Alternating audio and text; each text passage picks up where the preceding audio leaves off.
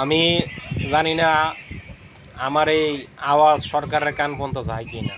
যদি যা তাহলে আশা করি সরকার সাহেব আমার বিষয়টা একটু চিন্তাধারা করবেন। আমার প্রস্তাবটা হইতেছে বাংলাদেশে যত রেলগাড়ি আছে সবগুলি রেলগাড়িতে খাওয়া দাওয়া নিষিদ্ধ করা হোক। খাওয়া দাওয়া নিষিদ্ধ করা হোক, যে কোনো স্টেশনে নেমে খাইব, আর নাই তো মনে করেন আলাদা একটা বগি দেওয়া হোক যে ওই বগিতে গিয়ে খাইব। ঠিক আছে, বাদাম ঝালমুড়ি ছানাচুর মানাচুর যাই যার ইচ্ছা খাওয়ার ইচ্ছা হ্যাঁ ওই একটা বগির থেকে গাইব।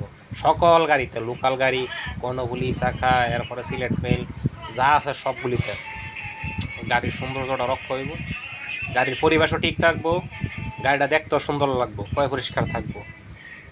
আমার এই বয়সটা আমার ফেসবুক, ইউটিউব, টিকটক বন্ধুদের উদ্দেশ্যে বলতেছি, আপনারা সকলে শেয়ার দিয়ে সরকার পর্যন্ত পৌঁছায় দিবেন অনুগ্রহ করে।